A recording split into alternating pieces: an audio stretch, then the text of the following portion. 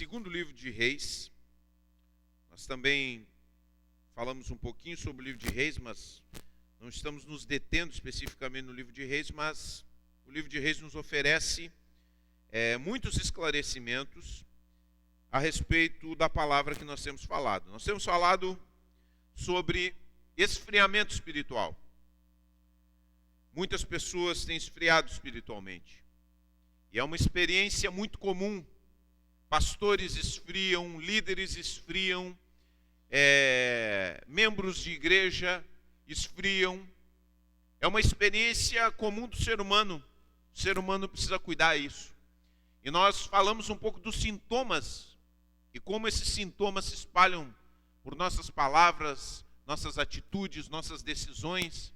Falamos disso na semana passada. E hoje nós vamos falar da atitude central do coração, o movimento do coração que leva os nossos corações a esfriarem.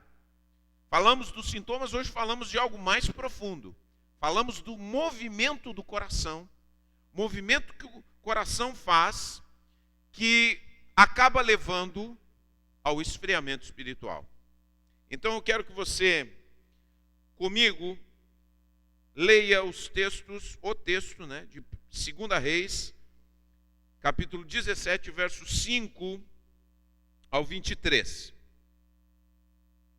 Vamos ler então? Diz assim: o rei da Síria ocupou todo o território de Israel e durante 3 anos cercou a cidade de Samaria. 3 anos. Por fim, no 9º ano do reinado de Oséias, o rei assírio conquistou Samaria e exilou os israelitas na Síria. Criou assentamentos para eles em Ala, ao longo das margens do rio Abor, em Gozã e nas cidades da Média. Então, o rei da Síria cerca Israel e leva a sua população para seus territórios. Quer dizer, destrói aquela terra. Isso aconteceu, presta bem atenção nesse texto, nesse versículo. É a chave para nós entendermos tudo que nós estamos lendo. Isso aconteceu porque os israelitas adoraram outros deuses. Pecaram contra o Senhor, seu Deus, que os havia tirado da terra do Egito e os livrado do poder do faraó, o rei do Egito.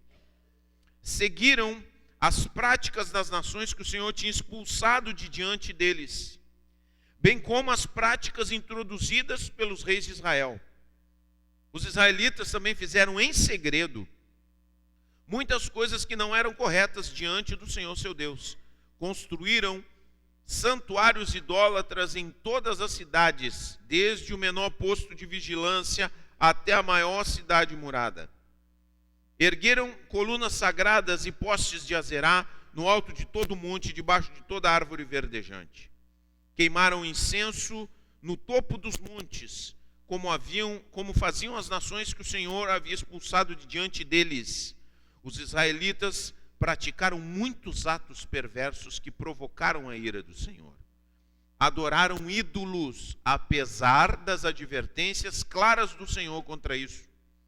Repetidamente o Senhor enviou profetas e videntes para advertirem Israel e Judá com essa mensagem: afastem-se de seus maus caminhos, obedeçam aos meus mandamentos e decretos, a toda a lei que ordenei a seus antepassados e que lhes entreguei por meio dos meus servos, os profetas.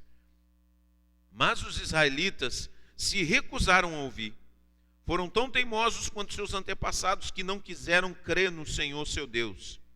Rejeitaram seus decretos e a aliança que ele havia feito com seus antepassados e desprezaram todas as suas advertências.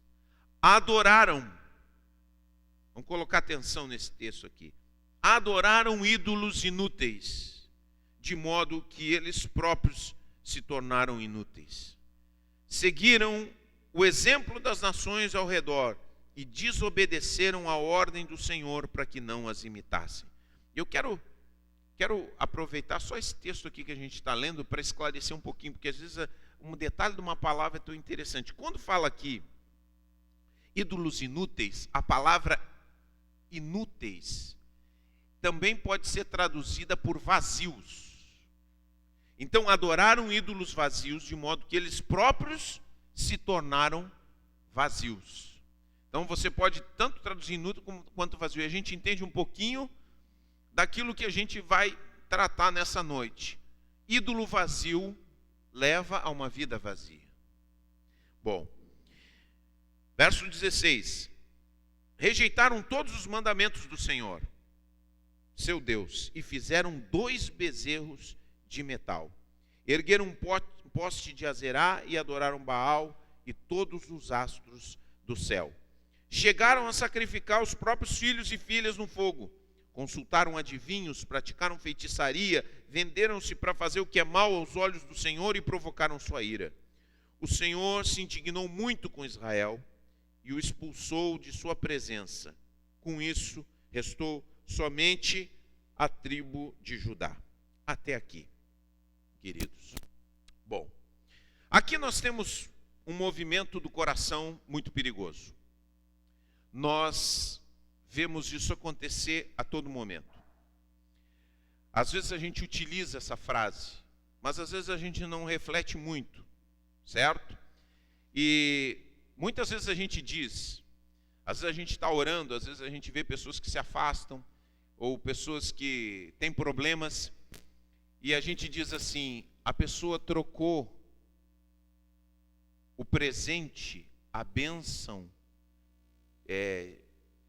esqueceu do abençoador e se apaixonou pela bênção. Todos nós que vemos na igreja, nós vemos por causa de algum problema, certo? Todos nós vemos na igreja por alguma necessidade. Quantos de nós, obrigado Betinho, quantos de nós aqui vieram por necessidade? Todos nós viemos por causa que estávamos passando dificuldade.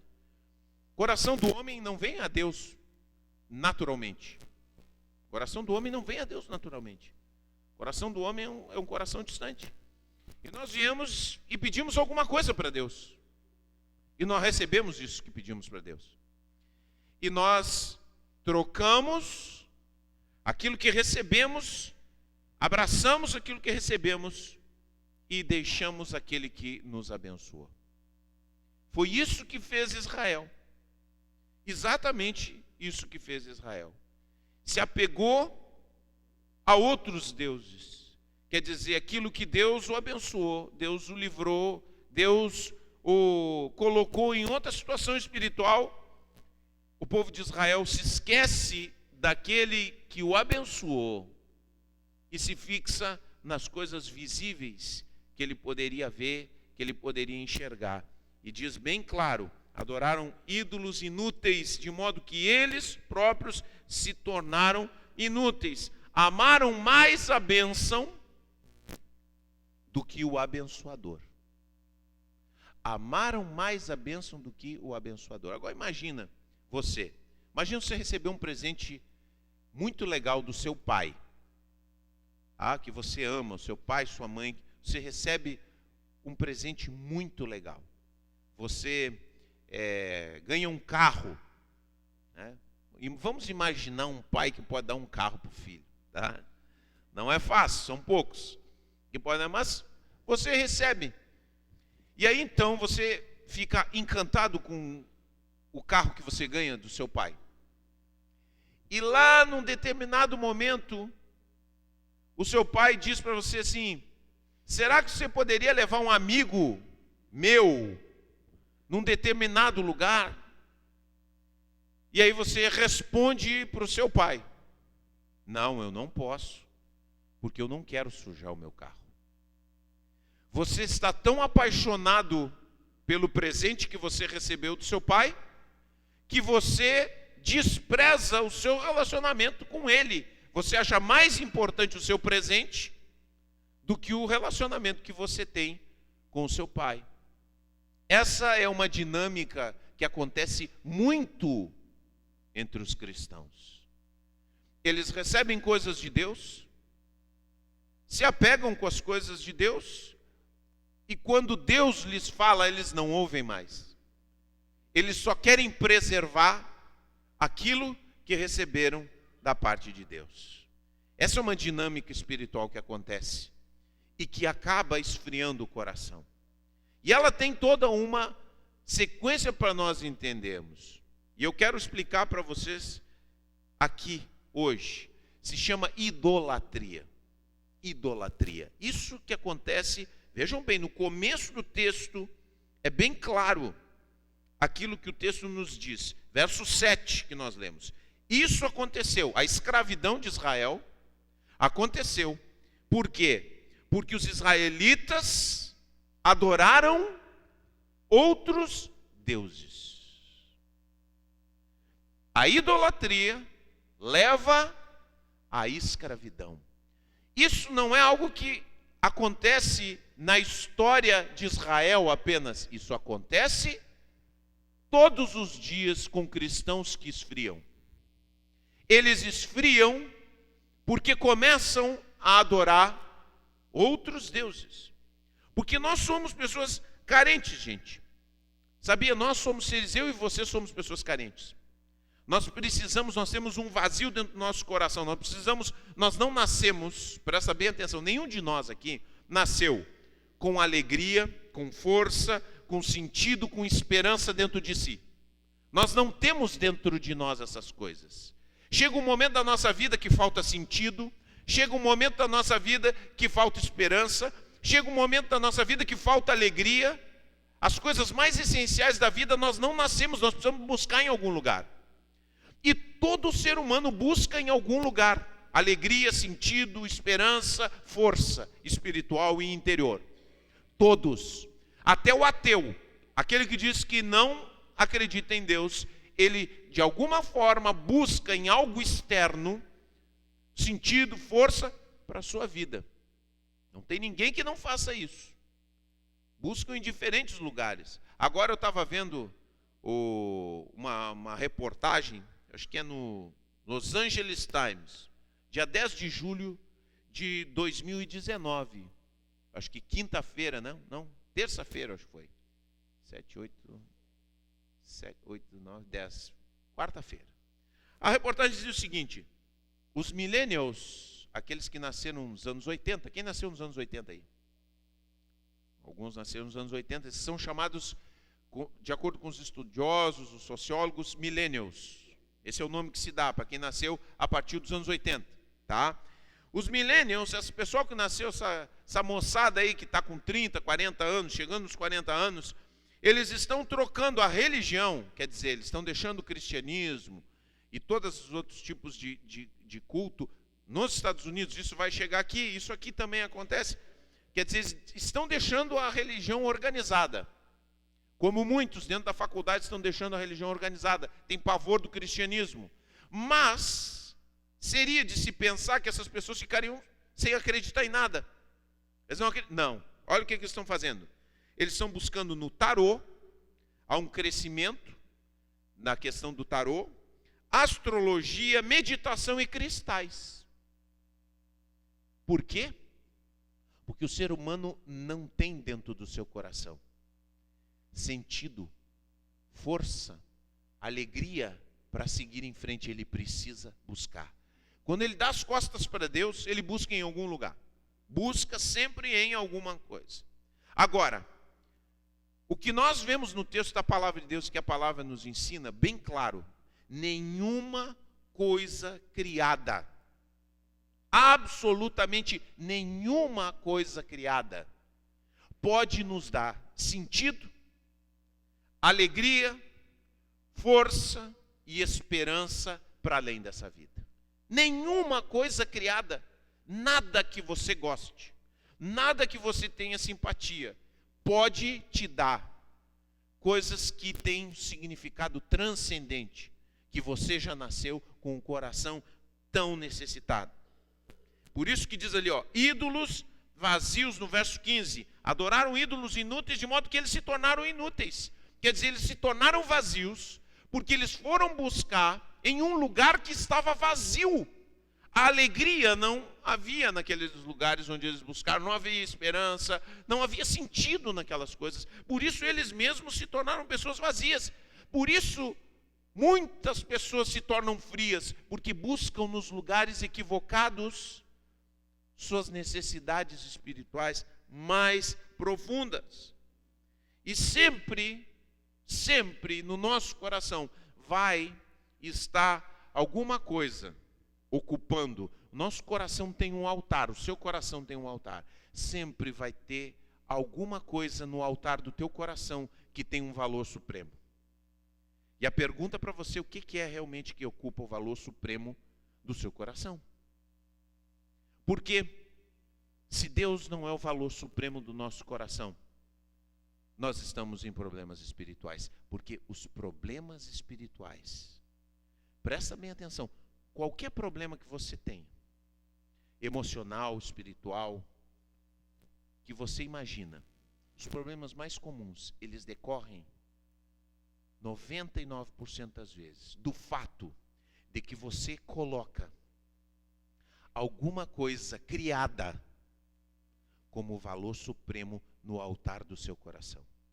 Você colocou essa coisa criada, você adora isso, você acha que isso aí é o máximo na sua vida. E às vezes são coisas boas, nós vamos ver isso hoje. São coisas boas, mas você colocou num valor supremo, você colocou no lugar de Deus. E aí então você começa a ter problemas. Você começa a ter problemas por isso. Da mesma forma como Israel. Israel se tornou, vejam só, porque o primeiro mandamento, e tem muitas pessoas que não entendem isso, o primeiro mandamento que tem dos 10 mandamentos, quantos lembram o primeiro mandamento? Qual é o primeiro mandamento? Não terás outros deuses diante de mim. Por que Deus coloca isso como o primeiro mandamento? Porque quando nós abandonamos o primeiro mandamento, nós transgredimos todos os outros 10 mandamentos. A partir do momento em que Deus não é Deus para você, a partir do momento que Deus não é o valor supremo da tua vida, o relacionamento principal da onde você tira sua alegria, seu sentido, sua esperança, você transgride todos os outros mandamentos. Foi isso que aconteceu progressivamente, não é de uma hora para outra, mas aquilo vai acontecendo, é um movimento do coração que vai acontecendo. Aí você começa a odiar, você começa a ter problemas na sua vida sexual, você começa a ter problemas na sua vida financeira decorrentes do primeiro mandamento. Não terás outros deuses diante de mim. Por isso que Deus coloca isso tão claro para nós. E Isaías 7,9 diz o seguinte: se vocês não crerem com firmeza em Deus, se vocês não crerem com firmeza, não permanecerão firmes. E Deus, através das Escrituras, as Escrituras nos dão testemunho. Por isso nós temos que ir para as Escrituras. Nós precisamos ter uma vida baseada nas Escrituras. Nos dão testemunho de que Deus é poderoso. E você já experimentou isso na sua vida. Você já experimentou que Deus é poderoso para te dar alegria. Deus é poderoso para te dar sentido. Deus é poderoso para te dar esperança. Deus é poderoso para te dar força para continuar. Olha, você lê o texto da palavra, você vê o sentido que Deus nos traz, pois todas as coisas vêm dele, existem por meio dele, são para ele, a ele seja toda a glória para sempre. Amém. Eu encontrei o sentido da minha vida quando descobri que nasci para viver para a glória de Deus. Meu coração se aquece, e o seu também, quando você coloca as coisas no devido lugar no seu coração. Quer dizer, nasci para te adorar, Senhor. O sentido da minha vida é esse. Não há outro sentido supremo além desse. Não há sentido maior disso. E a palavra também nos diz que Deus é poderoso para nos dar força. Vejam o que testemunham os salmistas. Salmo 18:34 diz assim: torna os meus pés ágeis como os da corça, e me sustenta quando ando pelos montes. Treina minhas mãos para a batalha e fortalece meus braços para vergar o arco de bronze. Está usando uma metáfora de batalha. Pessoas esgotadas na batalha, às vezes buscam em coisas que não podem dar força, mas Deus é poderoso para nos dar força para a batalha. Ele é o Deus Todo-Poderoso. E Neemias diz o seguinte: não fiquem tristes, pois a alegria do Senhor, a nossa força é.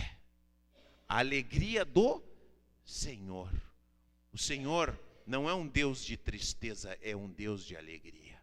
É um Deus capaz de alegrar o nosso coração. E os escritores bíblicos também dizem: os que confiam no Senhor são como os montes de Sião. Quem confia no Senhor, olha aqui, ó, bate num monte. Tenta mover um monte, você não move um monte. Os que confiam no Senhor são como os montes de Sião, não podem ser movidos. Ai, que decepção. O pastor, que decepção, pastor. Nunca mais quero seguir a Jesus. Mentira! Se você confia em Jesus, nada que o pastor faça pode tirar o calor do teu coração. Você pode sangrar, mas o seu coração não esfria. Porque os que confiam no Senhor são como os montes de Sião. Ai, que decepção a líder de louvor. Ah, que decepção, os irmãos não. Eu já levei muita paulada, muita decepção. Mas os que confiam no Senhor são como os montes de Sião. Muito obrigado, Senhor. Confiar no Senhor é a melhor coisa. Ter no Senhor como o nosso Deus e nosso relacionamento supremo, acima de todas as coisas, é que é capaz de nos levar através dessa vida cheia de desafios. Só que acontece uma coisa: nós somos idólatras, nós fazemos ídolos.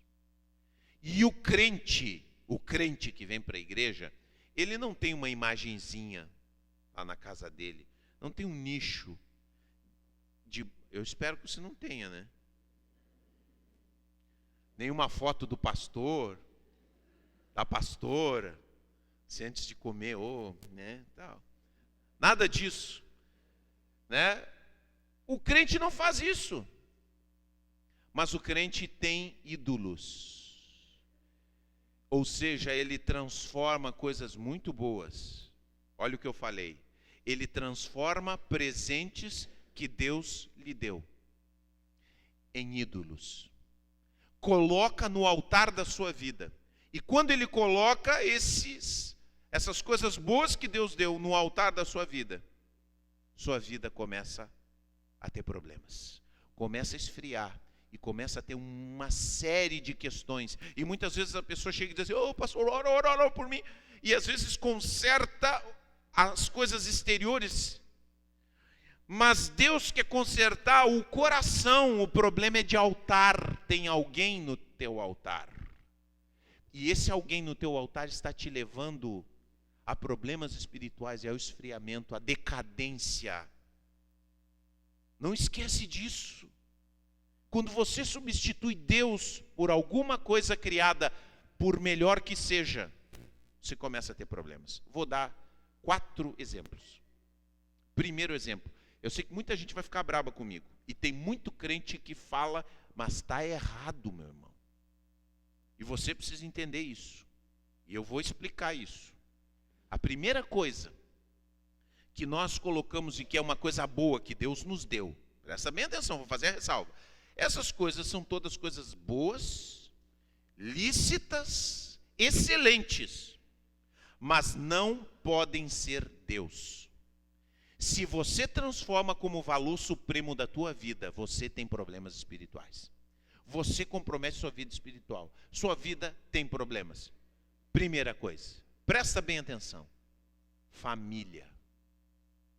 Quantos dão graças a Deus pela sua família? Eu dou graças a Deus pela minha família, eu amo a minha família. Mas a família não pode ser seu Deus.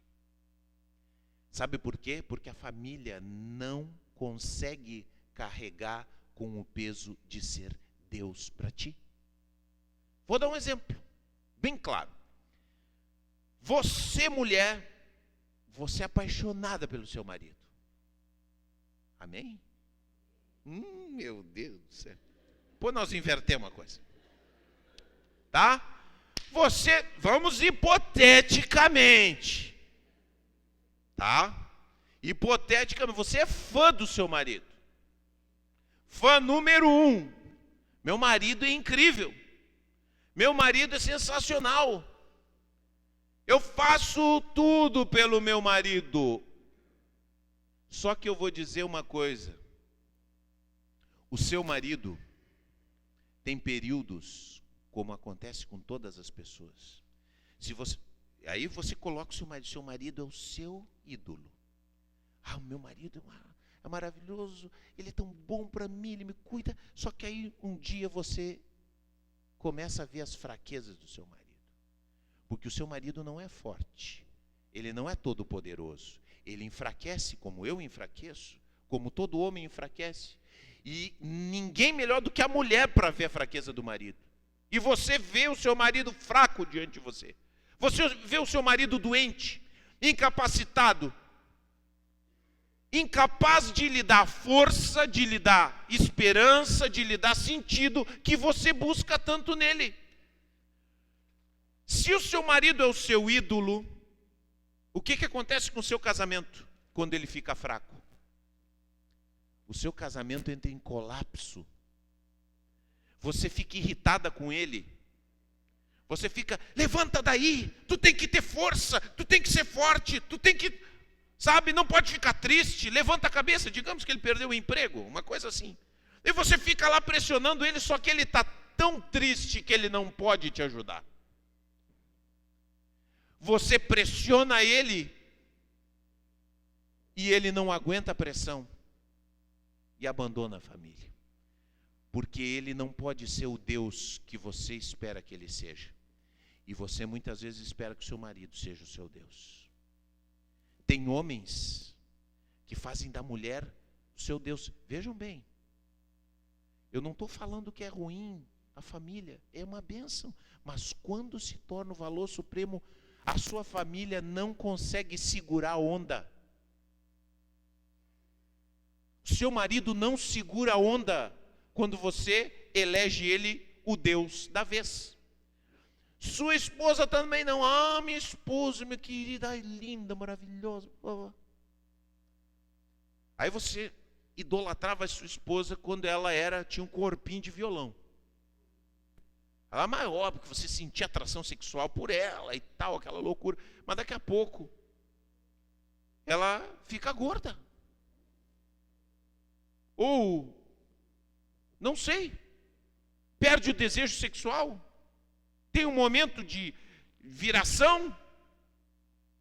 E você diz, não, a família era perfeita, a família é perfeita. Você colocava ela no ídolo, ela não consegue ser aquilo que você queria que ela fosse. Porque ela não vai ser sempre jovem, ela não vai ser sempre disponível, ela não vai estar sempre com desejo sexual.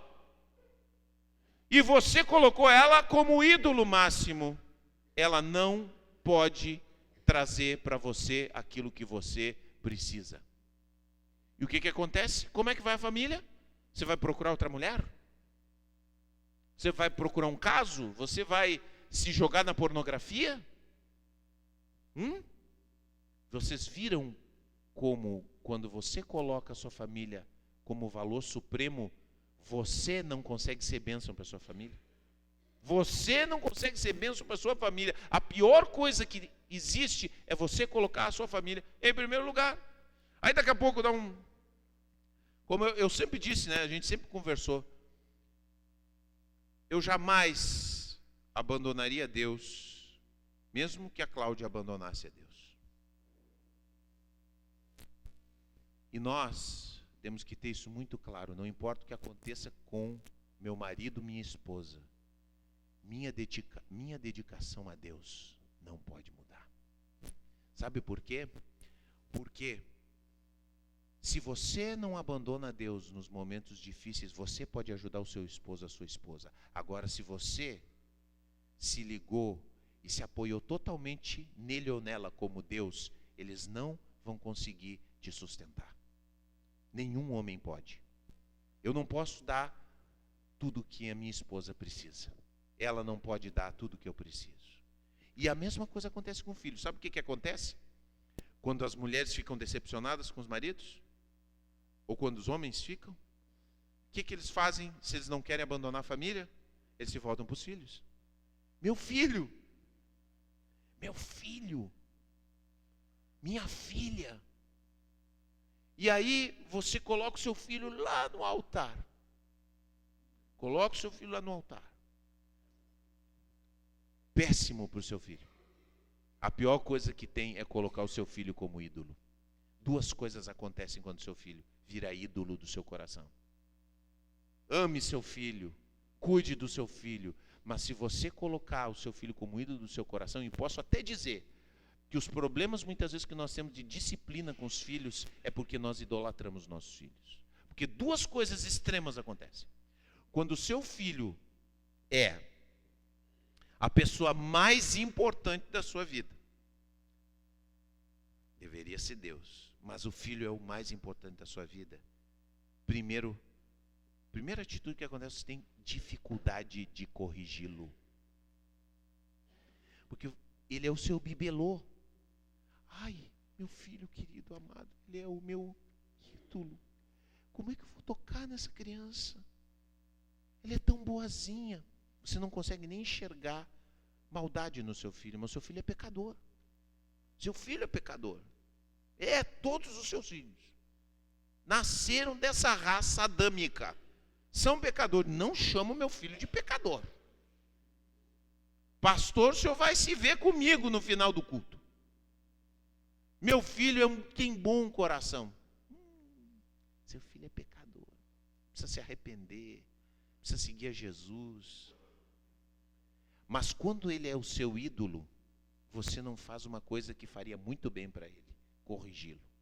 Meu filho não faz isso. Não, eu quero. Ai, pobrezinho, eu tenho que dar isso para ele. Ele quer, eu não posso ver ele sofrer. Isso é uma. Agora, tem outra coisa quando você idolatra o seu filho. Outra coisa que acontece. Você se torna uma pessoa dura com o seu filho. Sabe por quê? Porque você quer que o seu filho seja tudo o que você projetou para ele. Porque você quer que ele seja de uma determinada maneira, porque isso preenche o seu coração. Porque ele é o seu ídolo maior e você precisa que o seu filho seja grande aos olhos dos homens. Você precisa que o seu filho desempenhe papéis importantíssimos. Então você é duro com ele, porque você quer que ele cumpra todas as suas expectativas. Porque você quer que ele seja aquele que vai elevar o seu coração à estratosfera. Isso é idolatria da família. Algo tão bom que Deus nos abençoou. É muito bom, família. Eu amo sentar com os meus filhos, ver Netflix, jogar jogos de mesa, tomar chimarrão, beijar eles, amar eles. Mas quando eu tenho que falar a verdade, eu falo. Quando eu tenho que abraçar, eu abraço. Nada vai me impedir de fazer aquilo que Deus prescreveu para eles. E se eles estão se afastando de Deus, amo demais eles, eu vou dizer, nós vamos dizer, meu filho, minha filha, esse caminho é péssimo. Esse caminho que tu está andando não é o caminho. A família é boa, mas não é Deus. Seu filho não é Deus. Seu marido, sua esposa não é Deus. Adorarás somente o Senhor, seu Deus, e só a Ele servirás. Estão entendendo como é que é isso, gente? A melhor coisa que você pode fazer pela sua família é colocar ela em segundo lugar. Colocar Deus em primeiro lugar. Porque quando você estiver em crise com a sua família, você não vai brigar com a sua família desesperado. Sabe o que você vai fazer? Você vai buscar nas Escrituras: Senhor, o que eu preciso fazer com a minha família? Como eu tenho que agir com a minha família? Quando seu filho tiver que ir embora da sua casa, você vai ver ali que você criou seu filho para voar, para independência. Você vai dizer: filho, pode ir, Deus te abençoe. Segue o teu caminho com Deus. Entendeu como é que é? É a melhor coisa que você pode fazer pela sua família é não colocá-la em primeiro lugar. Porque se você colocar em primeiro lugar, você não vai poder nunca ajudar a sua família. Não terás outros deuses diante de mim. Só Deus pode nos dar alegria perene. Só Ele pode nos dar esperança. Só Ele pode dar sentido para a nossa vida. Só Ele pode dar força. Família ajuda. Mas definitivamente é Deus que pode nos manter. Essa é a primeira coisa. São quantas mesmo? 4. A segunda coisa que os cristãos colocam, e que é uma coisa boa que Deus nos deu, é o trabalho. Você gosta do seu trabalho? Gosta de trabalhar? Tem pessoas que trocam tudo pelo trabalho. Tudo. Tem trabalho na hora do culto, não vão abrir mão do culto, vão trabalhar. Se alguém oferece um trabalho que impede eles de desenvolver sua vida espiritual, não tem problema, tem que ter o trabalho. Primeiro o trabalho. Trabalho é sagrado. E quando você coloca o seu trabalho como um ídolo muito comum de acontecer. Quando você coloca o seu trabalho como um ídolo, você tem muitos problemas. Porque como nós dissemos, o princípio, quando você transgride o primeiro mandamento, não adorarás, não terás outros deuses diante de mim, você começa a ter outros problemas. Você começa a pecar de outras maneiras. Pessoas que não querem saber de férias, não conseguem ficar paradas. Eu não consigo ficar parado. Eu não posso. Me dá um nervoso. Querido, você colocou o trabalho em primeiro lugar. E olha que qualquer ídolo faz mal para a gente. Qualquer ídolo é vazio porque ele não pode dar aquilo que só Deus nos dá, que é sentido. Sabe que a pessoa que não pode parar, ela não encontra sentido na vida fora do trabalho. Você senta, não posso, eu tenho que arranjar alguma coisa. Arranjou um trabalho de 6 horas, entra em crise. Meu Deus, eu queria trabalhar 12. Eu queria trabalhar 14. Eu gosto do lerê. Entendeu? Eu quero ser escravo mesmo. Eu quero trabalhar. E aí chega na hora das férias, começa a incomodar a família. E começa a caminhar de um lado para o outro. Aí chega naquele momento de sentar na beira da praia. Não, me dá um nervoso aqui. Não dá. Não dá para mim. Eu já estou louco para voltar para o trabalho. É pessoas que colocam o trabalho em primeiro lugar. Tem pessoas que fazem opções, que deixam de servir a Deus por causa do trabalho. O patrão exerce neles uma influência maior do que Deus. Não, o patrão falou. O patrão tem, voz absoluta no meu coração. Não, se ele disse que tem que fazer, eu vou fazer. Se ele me mandou ir, eu não contestam nunca. Porque o trabalho se tornou o seu Deus. Não questionam o tipo de trabalho que estão fazendo, desde que seja trabalho. Pessoas se sentem culpadas por estarem paradas. Pessoas que têm infarto. Pessoas que têm esgotamento nervoso porque trabalham demais. Pessoas que brigam com a família, que vivem incomodando, mas não param. Ô seu João, o senhor vai ter que parar um pouquinho. Você está trabalhando demais. Não para. A pessoa está com as mãos assim. E tá ali. Entendeu? Não paro de trabalhar. Tem que parar. O cara tá assim e continua carregando carga, porque não dá, entendeu? E o cara tirou ele no chão. Às vezes Deus faz isso, né? Permite, a pessoa tá ali e a pessoa tá com as mãozinhas assim, ó, nervosa. Porque não quer parar. Para. O trabalho não pode estar em primeiro lugar. Deus tem que estar em primeiro lugar. E se Deus quer que... Isso é interessante. O único lugar, única nação que tinha dia de descanso e tantos períodos de celebrações era Israel. O único que tinha o sábado. As outras nações trabalhavam todo o tempo. Deus nos deu descanso. Porque o trabalho não pode ser o centro da nossa vida. E você vai morrer e vai ficar trabalho para fazer. Pode ter certeza. Vai ficar trabalho inacabado. Pode ter certeza. Eu não posso, eu tenho que terminar tal. Vai. Deus vai te chamar e você vai dizer assim, mas não tenho trabalho para terminar. Pode dar tchau. Já foi. Sabe? E pessoas que idolatram o trabalho, tem um discurso que eu chego a me arrepiar quando vejo crente falar. Eu me arrepio. Me apavoro. Tudo que eu tenho, eu fiz com os meus braços. Seu idólatra arrogante, você recebeu o fôlego da vida do Senhor. Deixe de ser arrogante e orgulhoso, porque são pó quando Deus diz vira pó.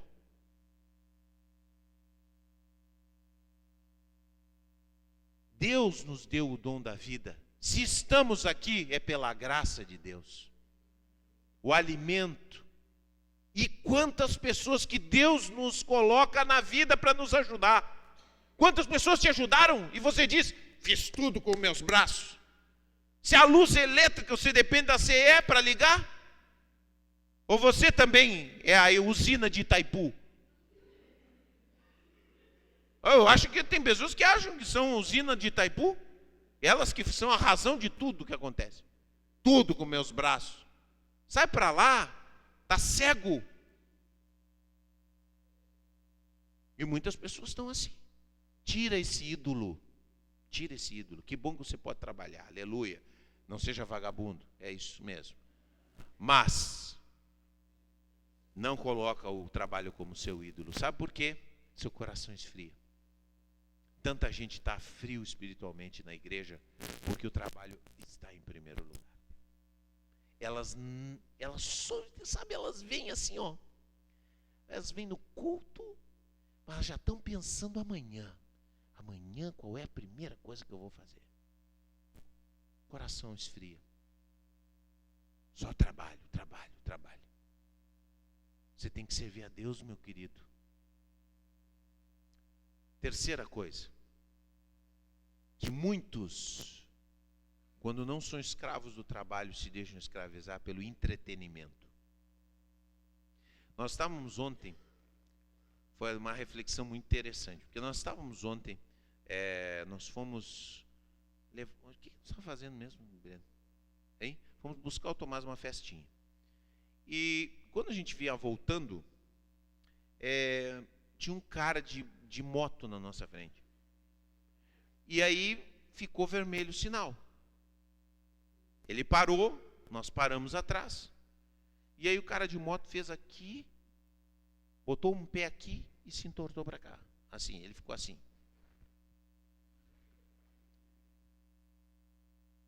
Adivinha o que ele estava fazendo?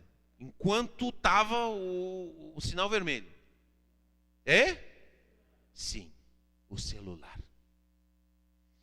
Estava no celular. Agora, nós estamos infectados com a nossa cultura. E nós não nos percebemos. O que é isso, gente? Por que uma pessoa prestes a sair, eu tive que buzinar, né? Porque abriu o sinal verde e ele ficou lá. E ele saiu todo torto, né? Por causa do celular. sabe o que é isso? A mente precisa estar constantemente sendo excitada. Porque o entretenimento, ele nos excita. Ele agita, ele mexe com as nossas emoções. Entendeu? Eu não falo excitação sexual, calma. Eu estou falando de mexer com as tuas emoções. Então as pessoas gostam tanto do entretenimento e do celular, porque o celular lhes providencia um estado de ânimo agitado. Então você fica, olha as notícias, e olha isso aqui, e aí você olha uma noticiazinha, e depois outra coisa do meu ator preferido, e outra coisa de um livro, e outra coisa de não sei quem mais, e outra coisa da série, e não sei o que, e você fica constantemente assim, parece um bobo alegre. Essa é a era do entretenimento, é assim, o entretenimento move mais dinheiro do que qualquer outra coisa. Mais do que qualquer outra coisa, as pessoas pagam caro para o seu entretenimento. Quando você paga para ir num estádio de futebol ver uma decisão? 500 pila. Eu já vi um cara dizendo assim, o Paul McCartney veio a Porto Alegre, eu fui ver o Paul McCartney. Paguei 1.000 pila no ingresso. Para mim e para minha esposa. 1.000 para minha esposa, 1.000 para mim. Bem alegre, contente, ele nem refugou. Cara, vamos ajudar ali, a pessoa está tendo necessidade, está com dificuldade. Aí o cara mexe nos bolsos lá e tira 5 pila, miserável. Mas puxou do Paul McCartney, ele deu 2.000. Não sei se esse aqui, né, mas tá. Entendeu? Nós somos assim. E quando nós colocamos o entretenimento em primeiro lugar na nossa vida, nós ficamos todo dia, a semana inteira, fiquei esperando.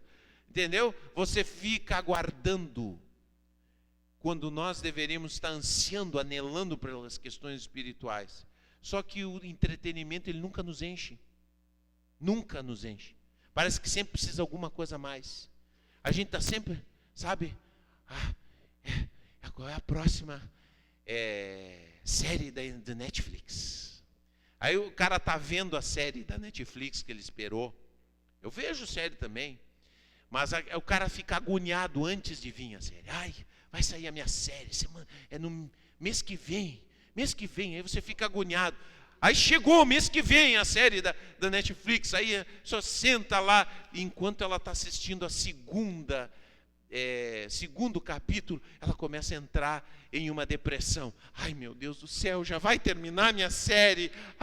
E agora? Eu vou ter que esperar mais um ano.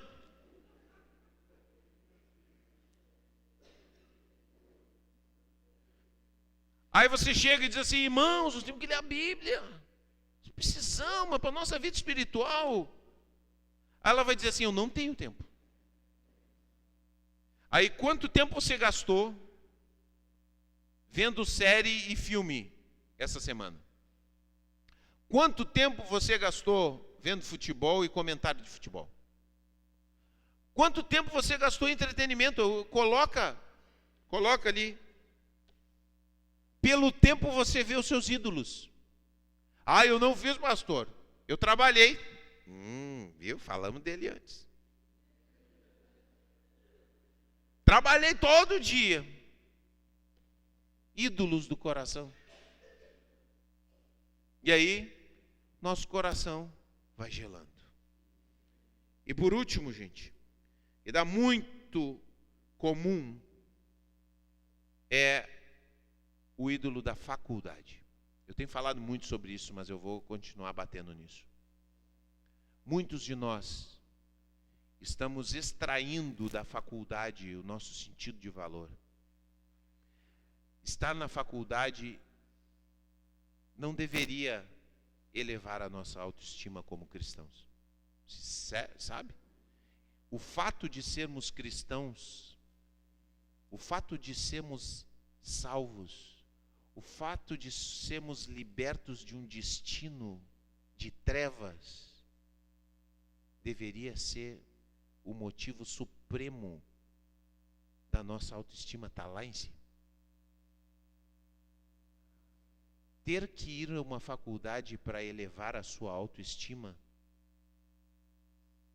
é cairmos nas garras daqueles que nos dizem que o nosso sentido de valor está no nosso estudo.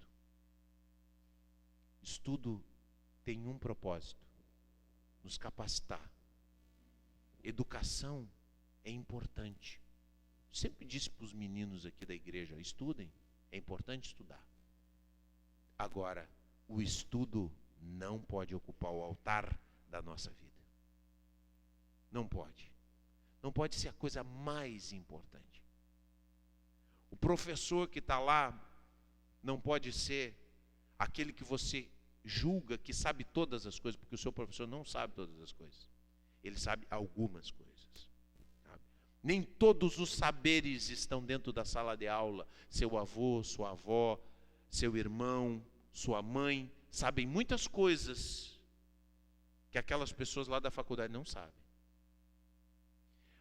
O padrão de vida, o estilo de vida daqueles que estão na faculdade não são sua referência. Sua referência é Jesus.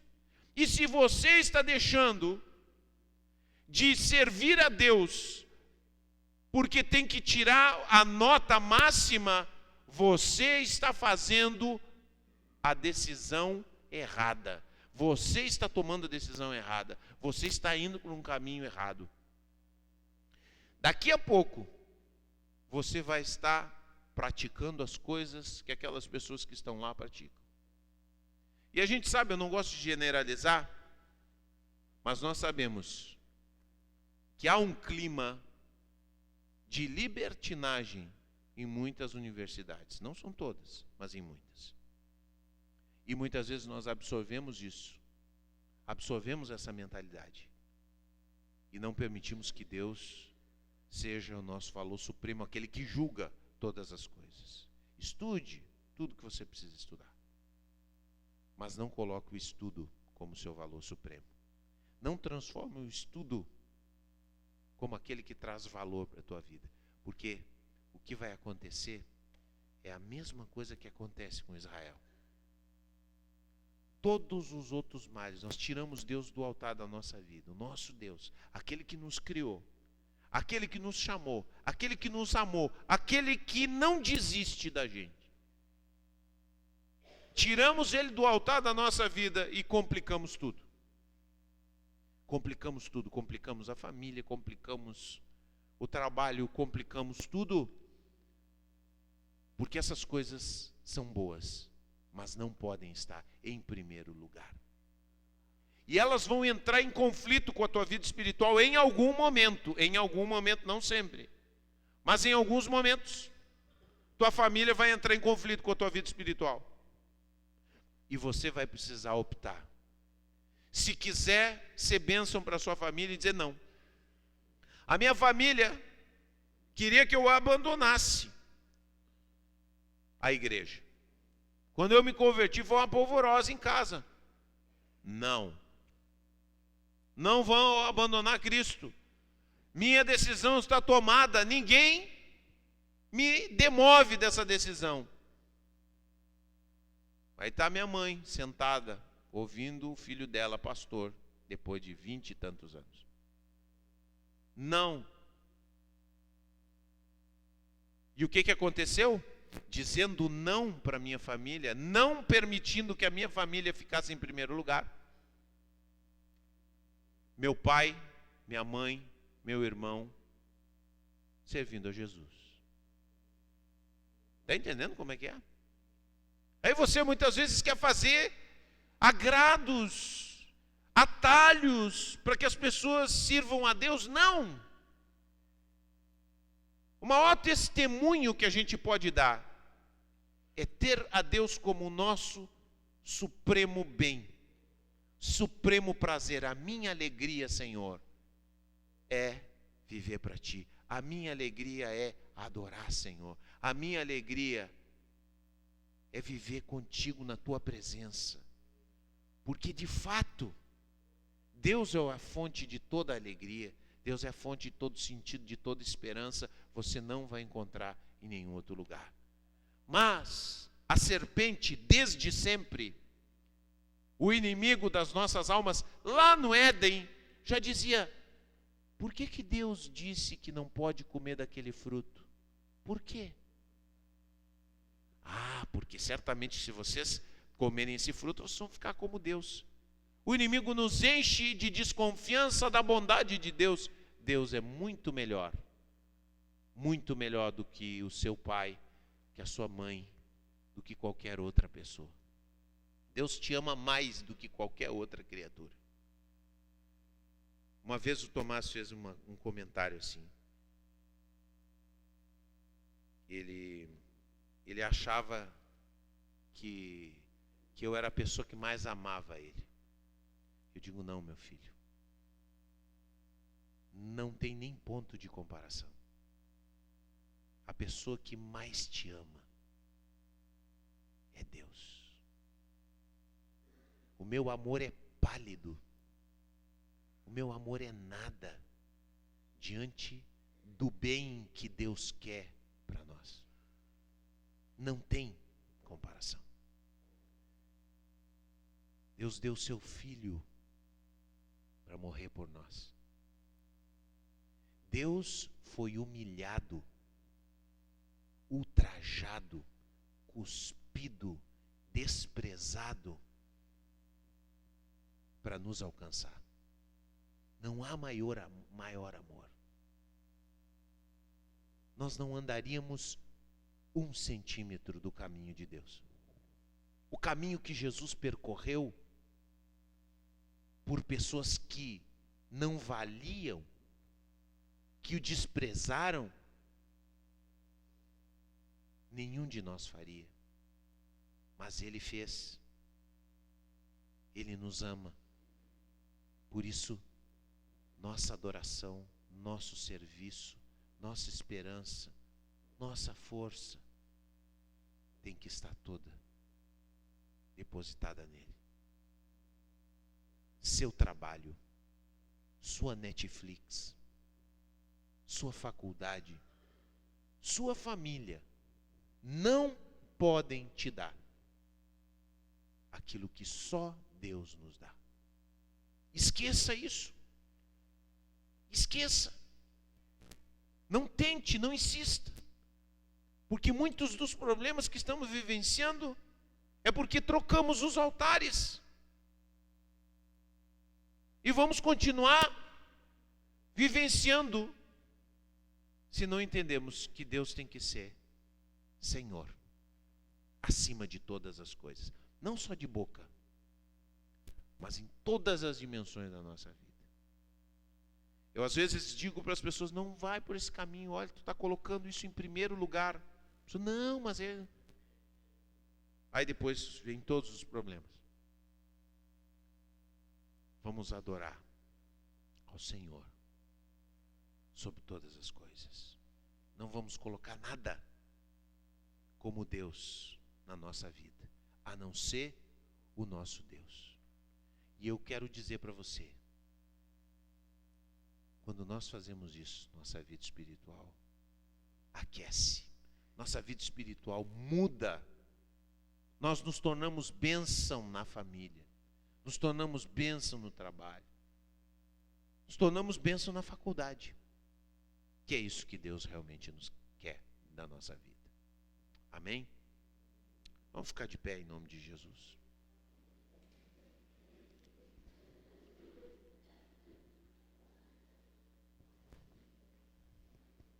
Eu sei que Deus tem falado a muitos corações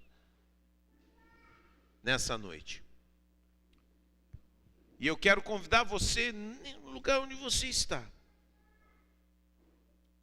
a nós fazermos uma oração de entrega, cada um de nós. Fazer um exame na nossa vida. Muitos de nós precisamos fazer um exame e olhar: Senhor. Outro dia nós estávamos numa reunião e eu fiquei tão contente, porque a Bíblia nos diz que quando nós confessamos os nossos pecados, nós somos curados. Só que nós temos muitas camadas de autojustificação, por isso, por aquilo, por aquele outro. Mas quando nós confessamos, dizemos: sim, Senhor, eu reconheço que a família tem sido um ídolo para mim. Eu reconheço que o trabalho tem sido um ídolo para mim. Eu reconheço que o entretenimento tem sido um ídolo para mim. Eu reconheço que a faculdade tem sido um ídolo para mim. Quando nós confessamos isso, nós abrimos o nosso coração para que Deus volte a ser aquele que está em primeiro lugar na nossa vida. Em primeiro lugar. E quando Deus está em primeiro lugar na nossa vida, todas as outras coisas se acomodam nos seus lugares. Porque o próprio Deus vai colocando as coisas nos seus lugares. Então o que Deus demanda de nós é arrependimento, confissão. Aí no seu coração, se você tem reconhecido e visto coisas na sua vida e percebido, talvez Deus tenha trazido outra coisa à luz, à medida que a gente até não falou, e você pode confessar. Confesse. Confesse aquilo que Deus tem te revelado e mostrado nessa noite, para que você possa ser liberto, para que as coisas possam ter o seu verdadeiro peso, o seu verdadeiro lugar, e você possa experimentar a bênção fluindo para todas as áreas da sua vida. Vamos orar, vamos confessar. Senhor nosso Deus, nosso Pai,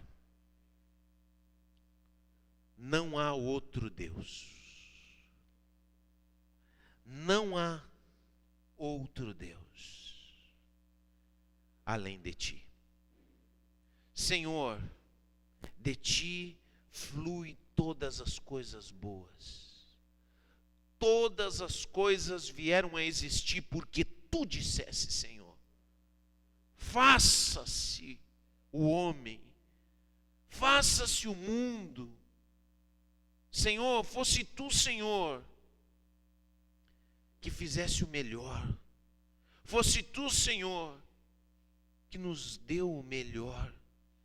É Tu, Senhor, que nos chama constantemente, Senhor, para uma vida boa, para a vida em abundância, Senhor.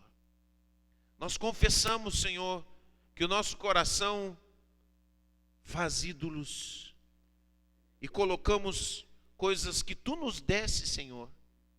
Os presentes que Tu nos concedesse, colocamos em primeiro lugar. Em lugar de colocar a Ti, Senhor, como nosso supremo bem e relacionamento, nós Te pedimos perdão, Senhor. Perdão, Senhor. Perdão.